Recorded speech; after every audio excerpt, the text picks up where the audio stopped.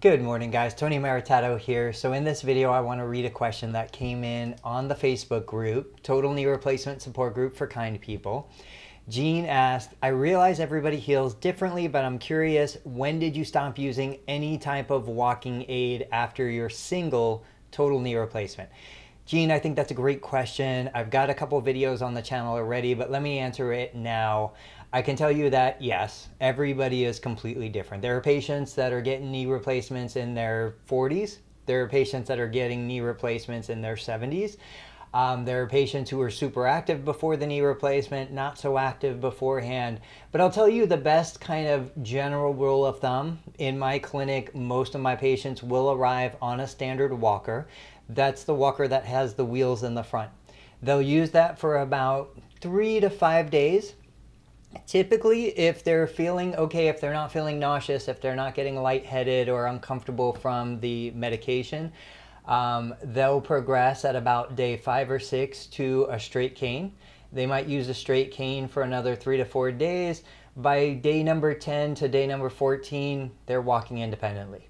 Now, I've got patients that'll walk in my clinic with a straight cane the first day after surgery. I've got patients that are still utilizing a walker 4 weeks after surgery.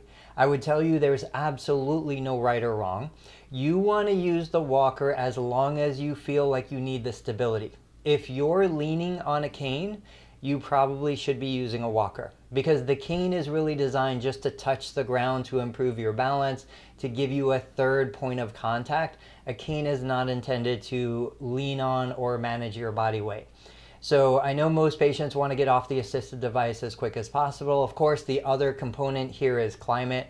Like, I'm in kind of southern Ohio.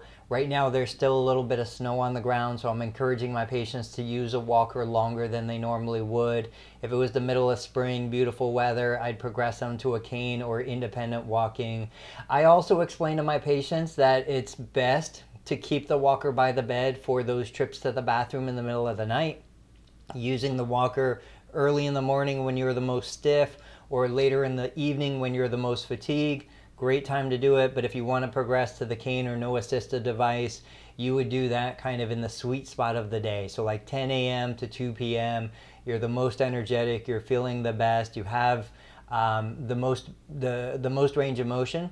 That's when you want to kind of progress to no device, because the most important thing is we want to practice proper technique. You know, walking with a cane well is better than walking without a cane and limping.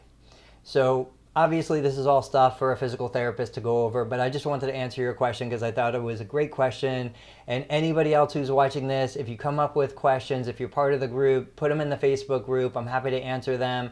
I do my best to answer the questions on YouTube, but the comments come so quick, I don't always have a chance to go back and read them. If you haven't subscribed, please subscribe to support the channel, and I'll catch you on the next video.